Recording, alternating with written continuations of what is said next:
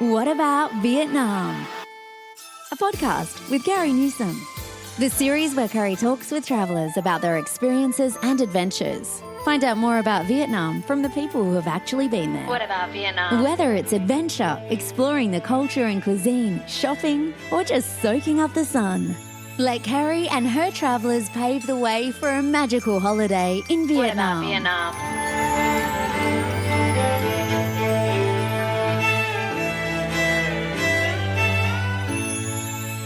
Xin chào and welcome to the What About Vietnam podcast. Today we're going to be getting you smartphone ready for Vietnam. We're going to be talking about some ways to use some apps to make your trip more enjoyable, maybe a little bit more hassle-free, if that's a better term. We're also going to be giving you some tips on the most common ones used in Vietnam. And I'm going to be doing that with a very regular traveller to Vietnam who operates a remote business called Intentional Travellers. And she has a lot to help us with just ways that we can get a little bit more smartphone savvy in Vietnam. And I know because I work remotely, it's really handy to get on top of these things and get prepared for Vietnam and a few of its nuances. So let's introduce Michelle Chang to the program. Hello, Michelle. Thanks, Carrie. It's a pleasure to be here. Now, Michelle, I'm really keen to talk to you today about this subject, as I think travellers do need some level of digital and phone literacy in today's travel environment. So I'm really keen to kind of explore some of the things probably both of us have used. But, I know my travellers need to have this under their belt to make their trip just that much more enjoyable. So maybe tell us, Michelle, how did you find yourself in Vietnam? Sure. Well, it was actually not on the top of my list. However, we had some really good friends who moved to Vietnam for work. They were working with a nonprofit for 5 years in Hanoi, and we couldn't pass up the opportunity to visit them while they were there and experience the country with their help. And honestly, I'm not sure if I would have gone because Vietnam did just feel intimidating and very foreign, not knowing the language. But they were able to, show us around, teach us how to cross the streets in Hanoi, which is a big deal. And all of those kind of things. And so we stayed with them for 2 weeks the first year. We actually loved it. We went back again the next year and stayed with them 2 more weeks. And from there, we felt a little bit more comfortable and decided to venture on our own. And I had seen great things about Hoi An. I believe this was 2016. So we ventured down that way into central Vietnam for the first time. Stayed with a homestay and just fell in love with that family. They were really into cross-cultural exchange. They took us to, their ancient sites that were nearby, to their family home and family lunches, and drove us around on their motorbikes. And so that was really special. So because of all those connections, we ended up going back again and again. And each time we went back, we actually stayed longer and longer until this past year, we stayed for the full 3 months that our visa would allow. So that's how we ended up in Vietnam. Wow. It actually mirrors a lot how I guess, developed my more in-depth relationship with Vietnam. Certainly from 2016, I found myself in a similar situation. Just the more I saw, the more I got to know the Vietnamese, the more I explored the country, it just took me over. I just fell in love with it. So I totally get where you're coming from on that sphere.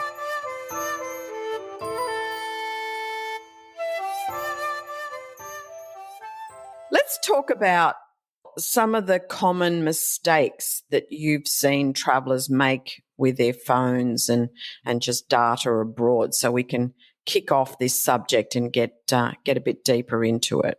Sure. Well, I would say even just a few years ago, it was easier to travel without using your phone too much.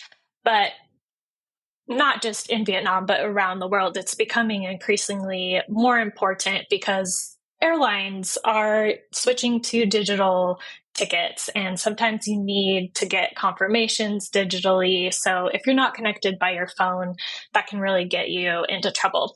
But some of the common mistakes, people are used to using their phone every day at home, which is great, but a lot of times that's not enough. And there's some new practices, habits, new settings that you might need to try. So, for example, I've seen a lot of people that visit us when we're in Vietnam who lose charge on their phone very easily because they're not used to using their phone almost all day, every day, whether it's, they're using the map or the translate, taking pictures, and they're out, from their hotel, they're out and about. So they're not near a charger. So that's one thing, is just every night, make sure that you're charging it all the way up. And if you can get one of those portable battery chargers to carry with you, so if you do run out of battery, you can charge your phone on the go.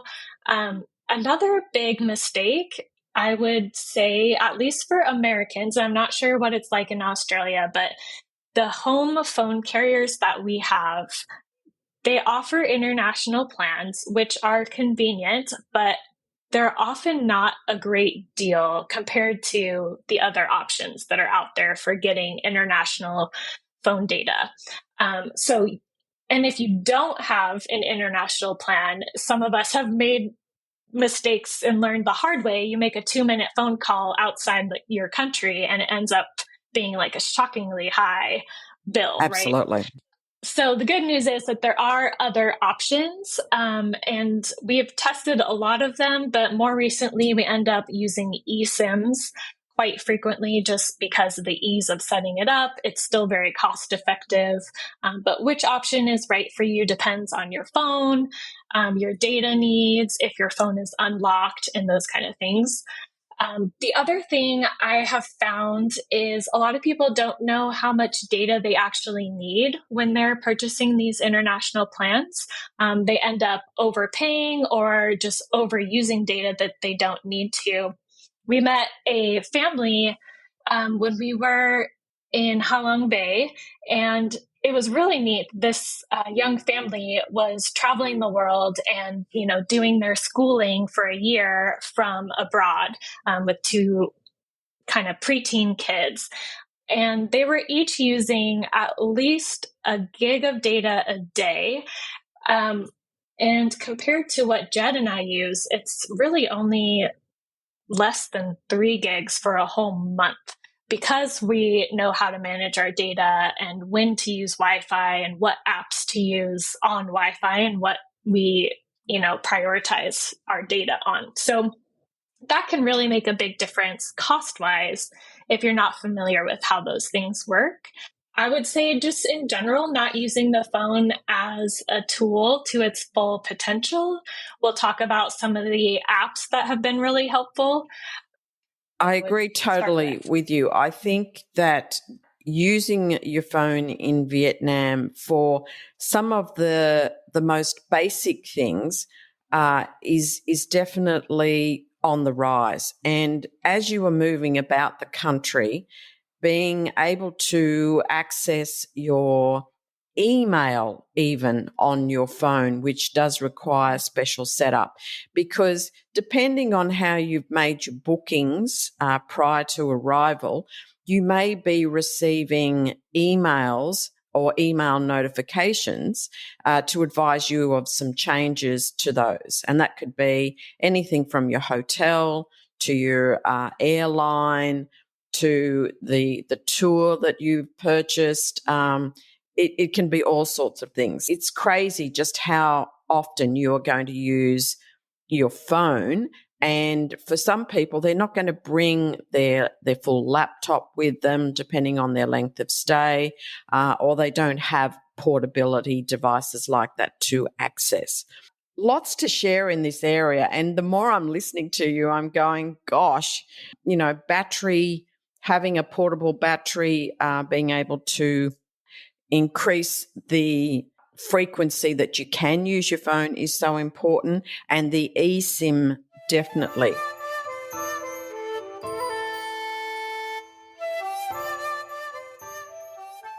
I want to just talk about that eSIM and the area of data roaming and switching on and off, because as you said, you can get very quickly caught or trapped into thinking that, I've got the eSIM, and very quickly you're then eating up your data.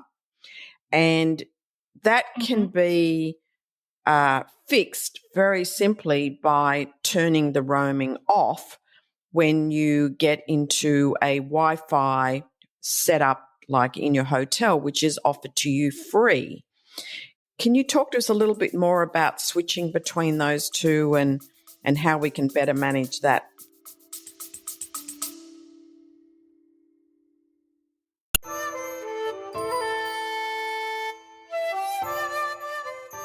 You may see at the beginning of the show notes in the podcast channel that you're listening from some words that say text me a message. It's a great idea. Don't get me wrong. I love hearing from you. And whether that's your thoughts on the episodes, some questions, messages of appreciation, I just love the feedback. It's really great. However, I feel it remiss of me to not thank you for them, but to not be able to respond directly to you. So if you have sent me a question, and I've got lots, and you haven't heard from me, there's a really good reason why. I actually don't have the ability in the technology to respond to you. They kind of expect that you would or I would answer the questions in the form of a show. And there's just kind of too many. And I just think it's just too personal not to do it that way. So I wanted to alert you to the fact that if you do send me a message through that connection option, I'm not going to be able to respond to you directly. So if you do have a question, and it is time sensitive, or you want to send me any kind of message, can I suggest the following two ways? One, send me an email to whataboutvietnam@gmail.com. That is the email address that I have the most constant access to, and I will aim to get back to you ASAP. Secondly, if you go to the website for the podcast, which is whataboutvietnam.com, if you scroll right to the bottom, there is a chance for you to leave a voice message. Now, in that voice message, I can respond to you equally with a response in voice. So if you want a quick response, that's your next best way.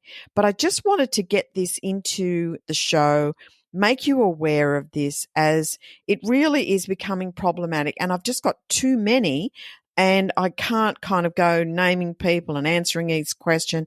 That's just a little bit silly. So if you have sent me a text message before and you're waiting on a message back as a response, I'm so sorry. I cannot do that. But if you want to send the question again, I'd be more than happy to answer.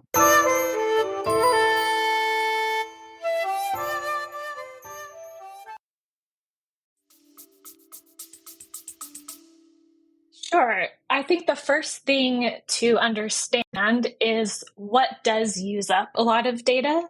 And that's mostly things that are having to go back and forth from the internet to get lots and lots of information. So if you think of a single word is just a tiny bit of information, a paragraph is more information, a picture is 1,000 words, right? And a video is 1,000 pictures. And so that's kind of how data stacks up.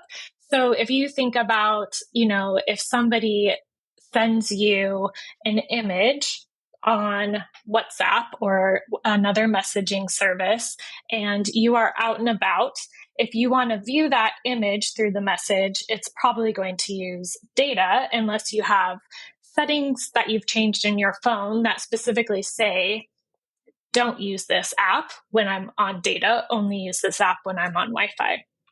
So you want to be cognizant of when you are downloading or uploading images, and especially video. So you don't want to be streaming YouTube unless you have an unlimited data plan or you don't care how much money you're spending on it. So those are some things, video calls also are going to take up a lot of data. Correct. And even in your search, when you're searching Google for something or you're searching Google Maps and then, it's finding you that cafe that you want to go to, but then you're clicking on that image, kind of can go in a roller coaster way very quickly to chew up that data. Am I right? Yes, it can. I have found Google Maps is not quite as fast at chewing up data as I expected.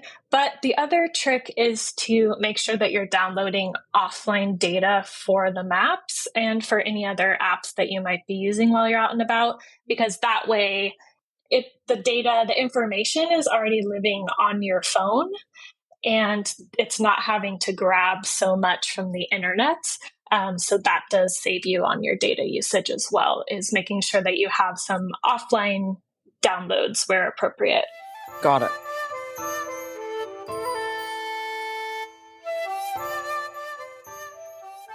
All right, so this is probably a good segue into talking about what you recommend as kind of the most essential apps to use.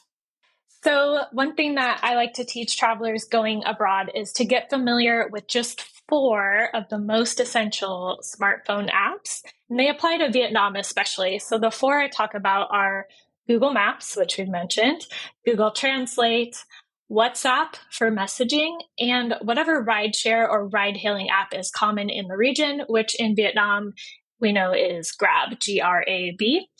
And I think if you don't do anything else on your smartphone, if maybe you are kind of overwhelmed by technology and that kind of makes you ignore things, these are the 4 that I don't think that you should ignore. The more familiar you get with these, they will make a bigger difference in being able to travel confidently and solve the problems that come up. They make communication easier, and all of that helps with your safety and security when you're not familiar with the place. So the other thing I use is a free currency conversion app all the time when we're in Vietnam, because as we know, all those zeros can be very confusing to convert in your head.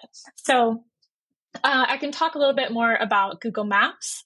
Obviously, it's helpful for navigating, but I actually use it just as much for my trip planning and research, finding those hidden gems. So I really use it constantly. And I actually had an older friend, a retiree, who was visiting while we were in Vietnam, and she asked me about it.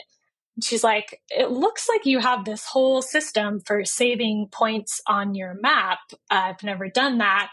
And that's kind of what led me to realize it could be helpful to teach some of these different tricks and tools that I've learned over the years. So anyways, unlike TripAdvisor, which has reviews purely from tourists, I really like the reviews on Google Maps because it's more likely to include locals and it translates their comments into English automatically. So that's helpful.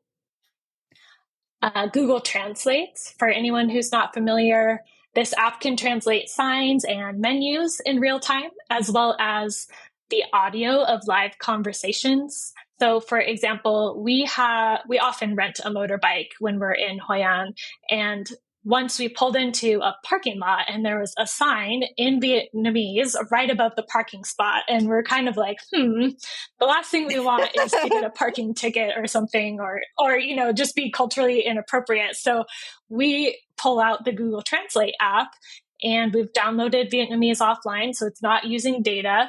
And we can just point our camera of the phone at the sign, and it immediately, switches the letters from Vietnamese to English words, and now we know what it says, which ended up not being an issue anyways. But we also use it to show people at restaurants because we're not very good with spicy food. So we have on our Google Translate, not spicy, please. Because even though we have learned how to say it in Vietnamese, our pronunciation isn't always understood. Yep. So we want to be able to communicate clearly. And we use it a lot to communicate at the market, or even with our Vietnamese friends who speak English, but sometimes they don't know certain vocabulary. So it really helps connect with people. And even though, we're using a screen, you wouldn't think technology, it might be getting in the way, but it's really has been helpful to us. We even had a homestay host, a couple, when we stayed in Ninh Binh, and they were super enthusiastic users of Google Translate. And I've actually never seen anyone use it quite as fiercely. So they used the audio capture side of it and would have whole conversations with us as soon as we arrived. They would speak into it in Vietnamese, say, "My name is such and such. What's your name? Where are you from?" And they would hold it up to us so we could hear the translation and see the translation on their phone. And they would point to us to speak back into the phone, which we did in English, and it translated back to Vietnamese, and we could just have a little conversation that way. Yeah. So pretty special. Yeah. And I've used that quite a lot when I am hiring a driver, as the driver will have like about, 5 or 6 words that, he has learnt parrot fashion in English. But to go anything beyond that, he struggles. And so, there's no way I want to make him feel uncomfortable or, I'm struggling with my Vietnamese. I use the Google Translate app, and, you can just see their faces beam as in, oh, great, we can converse using this tech tool, and they become more relaxed. And, when you've got a journey, maybe 4 or 5 hours in a car, and you've got to stop, for a toilet break, or, you need to buy some water, or you've got a lunch or something like that you want to get, maybe a banh mi on the side of the road that you've seen or that you want them to stop for. Using Google Translate can be really handy in that situation. I mean, that's obviously more in the remote areas. I think you'll find English is, well spoken, certainly in the tourist hubs and the major cities pretty well, like you can get away with it. But in the outer regions, it's really helpful.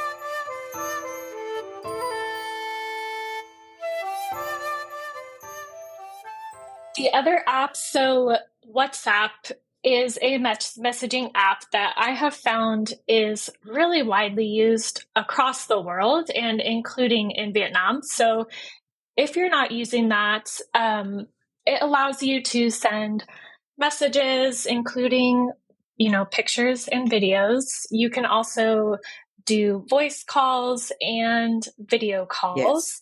But it uses Wi-Fi. So if you are on a free Wi-Fi network, then your use of it is totally free. You don't have to have an international phone number. It's going to use your home phone number. And that has been really helpful because individuals use it, but also businesses. So if you are meeting up with a tour guide or trying to see if a restaurant is going to be open, those kind of things, a lot of times you'll be connecting with them through WhatsApp.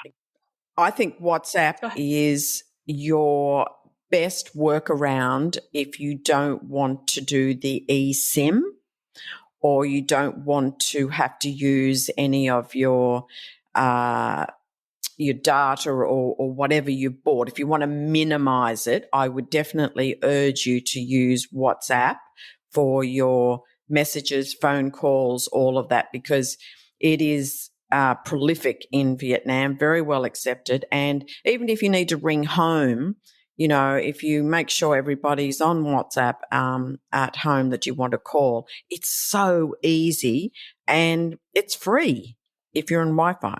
In fact, I tell people the only way I'm going to call you is through WhatsApp because I don't want to buy big data and spend too much money on an eSIM. Requires mobile data. So I use WhatsApp a lot. Same.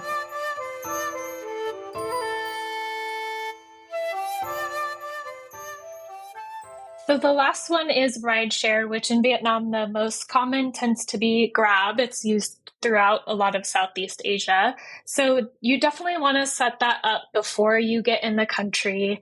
Make sure that you have your payment method, I guess the word is, payment method set up. You don't want to show up in the airport. On the payment method, what do you advise? Because I have my thoughts on that. I'm just keen to hear what yours are on setting up the payment method in Grab. Yes, that's a good question. I've heard good reasons for cash, which is that the drivers usually prefer cash. I tend to do the credit card, and I'll tell you why. There have been quite a few scams, especially for new visitors who arrive in Vietnam and are not familiar with all those zeros in the currency. The drivers will sometimes say, "You gave me 5,000," when actually you gave them 50,000, unfortunately. So that happened to some friends of ours who were just arriving in Hanoi. So it does help with that. Also, you don't have to make change. You know exactly what your fare is going to be. As long as you have a credit card that is not going to have international fees, that's what we use. And that's your go-to. Yeah. Tell me your take. My take on it, after many, many years using Grab, is to use the cash option. And the reason I do that is because I'm fairly familiar with the fact that cash is king in Vietnam. It does mean that I can tip the driver. He can see the tip and he can use the tip straight away. So if the ride is, 50,000 or 100,000, or if it's 85, I might just kind of round it up. And I don't know whether there is a network. Like, I've had this conversation with many people, but I always get a Grab really quickly. Like, most people will be saying, it might take 10 to 15 minutes to get a Grab. I jump on the app, and obviously, I've been using it a long time. I ask for a driver, the same place, and I'll get a Grab in like 2 seconds flat. Like, they'll be there in quick, smart time. So I don't know whether there's this little network where they say, if Kerry Newsom comes on and she books it, she's obviously now in Hanoi or Saigon or wherever she is, she pays cash and she slightly tips. So I don't know. I've got no way I can confirm that, but I feel that for the slight inconvenience that it causes me to make sure I've got the right change. So I always make sure when I book that car or bike that I actually have as close as possible to the right amount of money, because you're right. Scams can happen when the persons will say, they don't have change. They can't speak a lot of English, a lot of the drivers anyway, as we previously discussed. So you then have to be, doing this wrangle with Google Translate. So, being a little bit smart, thinking ahead and keeping some change ready to have the right money is the key if you choose the cash option. A lot of people use the credit card, as you say, or travel money card, whatever that works very efficiently. I've just preferred over time to use the cash option. So from, both senses, you can decide which you think suits you best. Okay. On the Grab option too, I think Grab is great for just not only rideshare, and bike or car, but it's also good for food. So if you were in a situation where, maybe someone is sick or, in someone in your party or your group and you're staying at a homestay or maybe it's bucketing down rain and you don't want to go out or whatever, it does have the option for food delivery as well. So it's really well set up. The app is very easy to use. So as Michelle has said, I strongly urge you to set it up on your phone, have it the way you want it when you arrive, and I think you can feel very confident in using it for, car or bike. And sometimes the bike option is actually quicker to get you to a particular location because of traffic and all sorts. So if you feel confident with that, they're going to have a helmet for you to get on the bike to feel safe. They know the roads, very well. You can match your name on their app, on their phone to you, so the driver is for you, the vehicle is the one, and they have the address that you have put in. So, like Uber in my country and in some other countries around the world, it's a very similar match. So, yeah, all power to Grab. There are other ones now in Vietnam that a lot of the Vietnamese locals use. I haven't got as much experience with those, but I've been told maybe there's one called B or something like that. But I think for the purpose of us giving you one that we know and trust, Grab would be the way to go. Yes, definitely. There's the electric vehicles now too that just this year, I believe, have really spread around. I haven't had the chance to use that, but I do like that it's electric vehicles. Yes, definitely.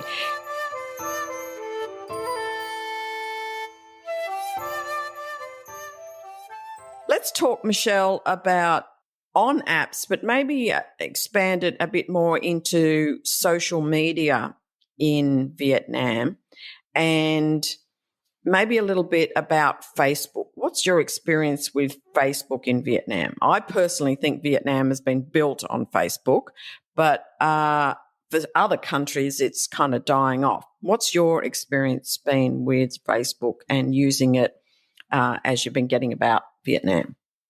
That's a good question. We do have a few of our Vietnamese friends who are on Facebook a little bit. We also find quite a few of the businesses that instead of setting up their own website are using the Facebook page. So that tends to be a good place to go and check, have they updated their page recently, or has it been since before the pandemic that they've posted and maybe they're not actually open anymore.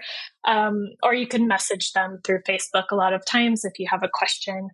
So yeah, that can be a good resource as well. I find Facebook truly the most effective way to reach out or to find or get more information that's up to date of businesses. Not so much people, occasionally people, but more so businesses, because the business will put up their opening times. They'll put up any changes in their menu.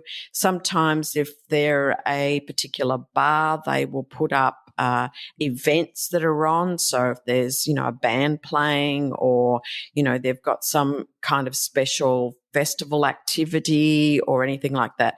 I'll tell you a funny story. I wanted to get a massage one time in Hoi An, and it was during Tet. So, during Tet, a lot of businesses during the actual Tet national holiday period, it's a little bit hit and miss on who's open, who's not, as a lot of places operate with skeleton staff. Definitely. Yeah.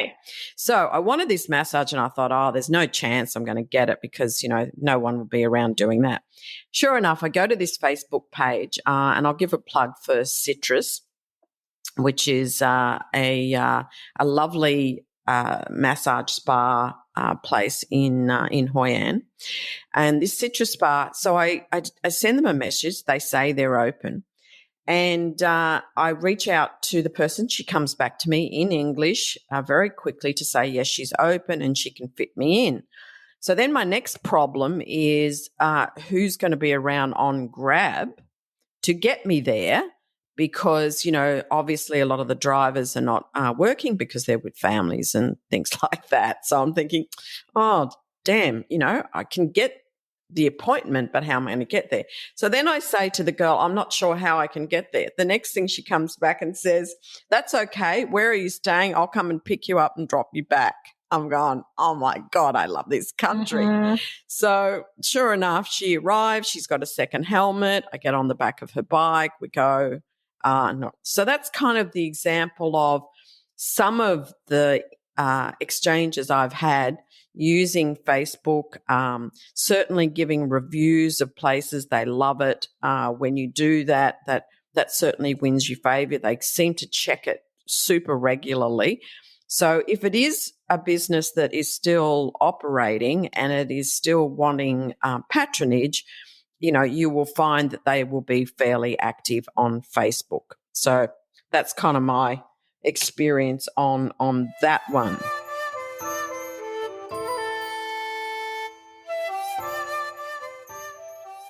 What about apps, Michelle, like, looking at managing the travel that you've booked? So, I'm talking about your airlines or your hotels or things like that. Do you kind of include that in your prep for your smartphone? I personally don't tend to get the airline apps for my travel in Southeast Asia. Occasionally I will for domestic travel more often. I've heard a lot of people use the app TripIt when they want to keep their itinerary organized, and you can, email confirmations to your TripIt address and it will populate the confirmation number and the times and the dates for you. So that can be really handy if you have a lot going. When we when we stay in Vietnam, we're staying for a long time, so we don't have a highly booked schedule. So I end up just using my own Google Calendar for any appointments or tours that we're scheduling. Okay.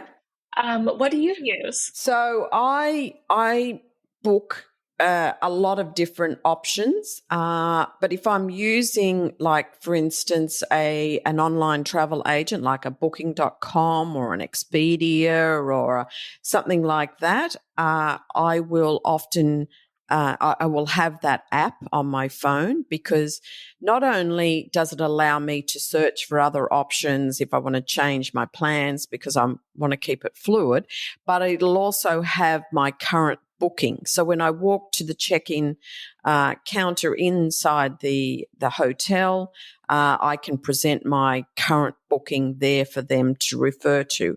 And that seems to be becoming a norm for people that are using various online travel agencies like that. But as you say, you've got to be kind of on the move and all the rest of it. But another funny story I want to add to that is that you can go to the hotel and you can ask the hotel, is there a room available, or, what is the rate for the room or whatever. And say they've got the room and it's current. But then you can say, okay, that's 120 US for the night or whatever. That seems quite high. I have actually stepped back into reception, got onto an app, say it's booking.com, say it's Expedia, whatever the one commonly I'm using at the time. And I've looked at the room, and most times out of 10, I will get a better rate going through that app. And sometimes the receptionist will even tell me to go to an app and I will get a better rate rather than going direct. Now, there's a whole lot of stories around why that happens, and I won't go into that now to explain that from an industry point of view. But that's where the app can be extremely handy. And I have booked the app, gone back up to the reception counter and said, here's my booking. And they've gone, oh, great, welcome Kerry Newsom, blah, blah, blah. Crazy, hey? But that is Yeah. how tech is taking over travel in such a dramatic way that it never did before. So just to be aware of that, people, that, depending on what you feel comfortable with and which online travel agencies that you use, if they have an app, I'd strongly urge you to set that up on your phone.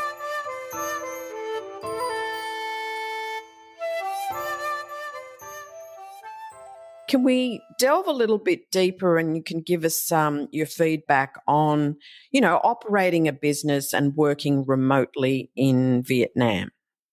Sure. Well, there is a lot of free Wi Fi these days throughout Vietnam in cafes. A lot of the businesses have upgraded their Wi Fi speeds, and there's some really beautiful and fun places.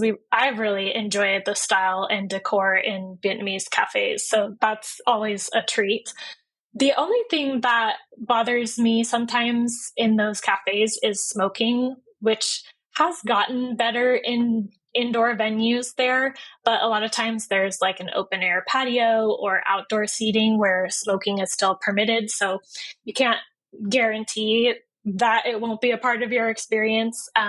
There are also some great co working spots, especially in the bigger cities, Hanoi, Ho Chi Minh City, Da Nang. Hoi An is a bit smaller, but has a great little nomad community at Hub Hoi An. I know that you've spoken with Florian, Yep. the owner there now, and it overlooks the rice fields. It's a really beautiful setting. We personally do tend to do a lot of our work from wherever we're staying, whether it's a homestay or an apartment rental that's furnished. We just double check with the owner about the Wi-Fi speeds before we book. We make sure that they have a desk or some kind of workspace.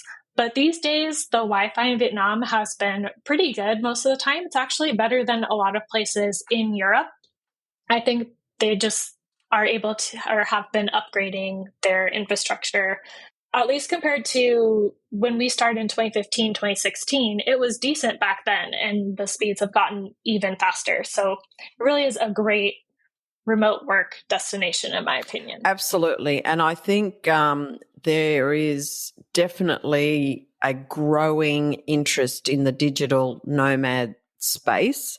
And, nomads can be all ages. So if you're wanting to travel to Vietnam and you want to take your business with you, or you maybe want to extend your stay after your holiday and continue to work on, you can really feel confident to be able to do that. Michelle's right. The speed of the internet is important. Maybe if I was to offer a level of caution, it would be around the security of free Wi-Fi.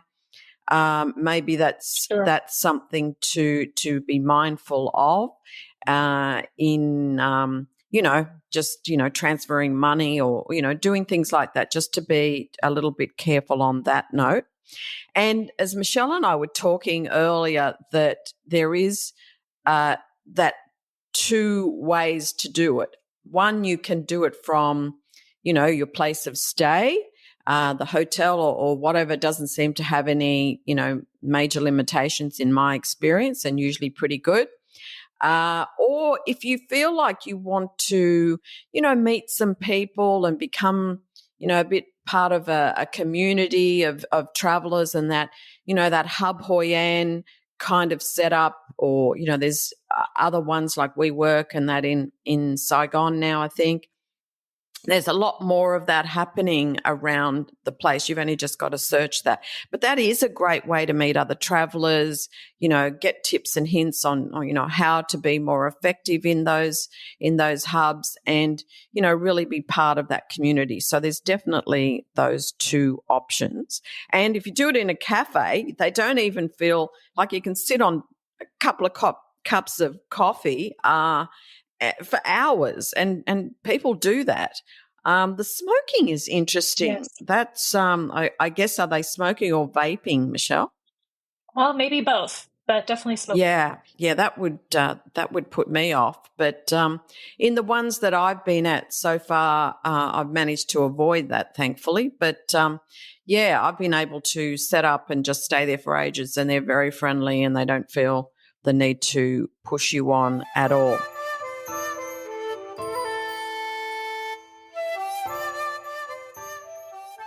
Summarizing, is there anything else that, like, this is your thing, intentional travelers, this is what you do in setting people up and training people up with tutorials to get smartphone ready, which I'll make sure I put the link to Michelle's website so you can access that.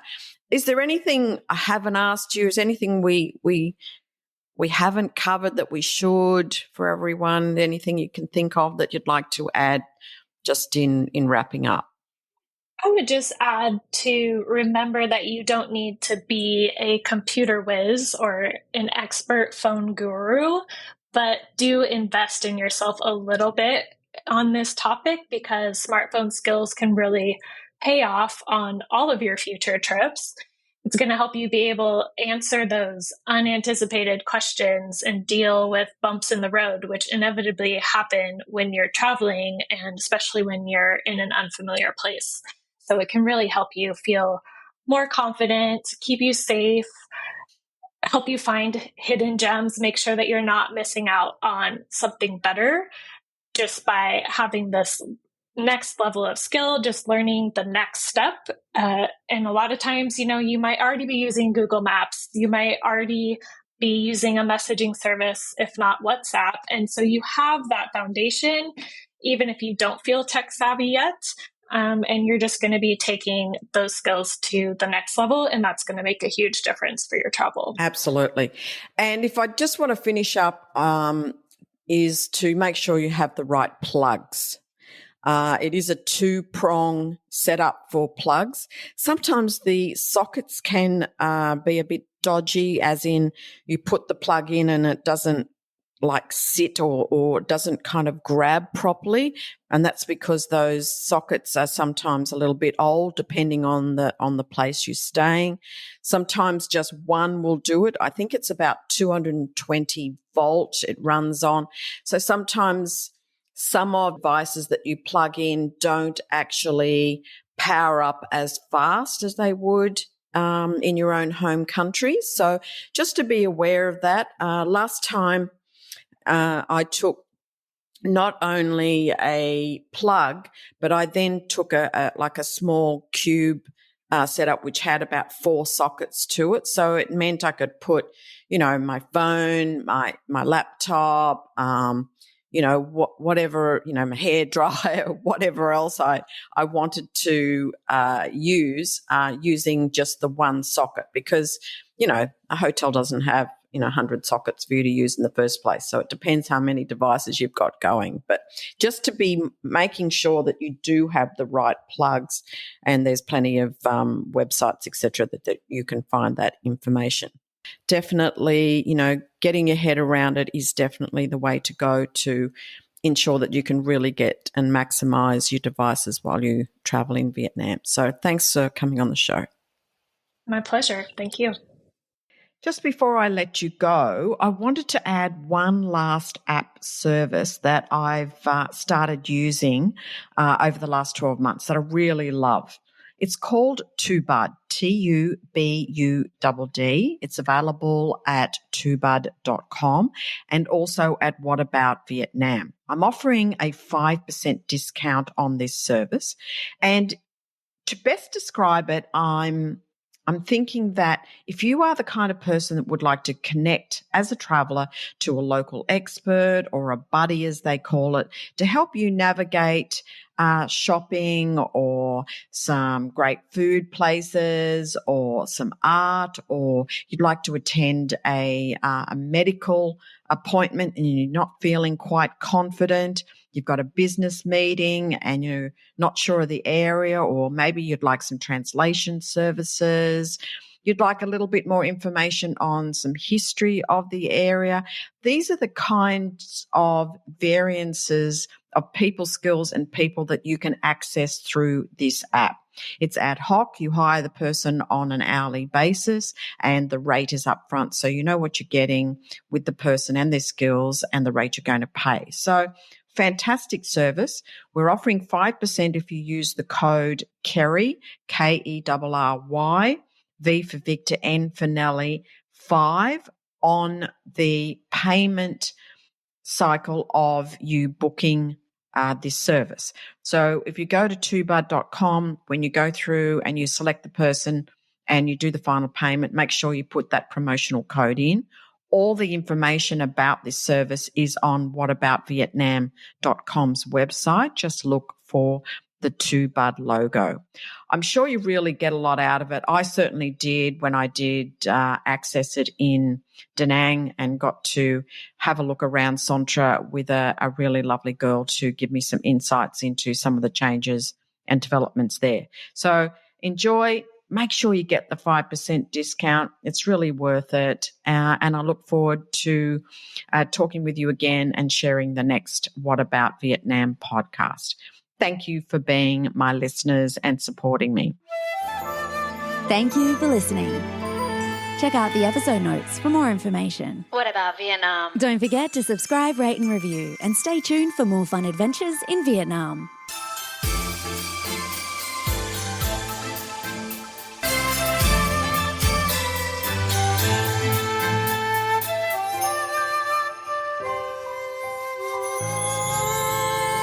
What about Vietnam?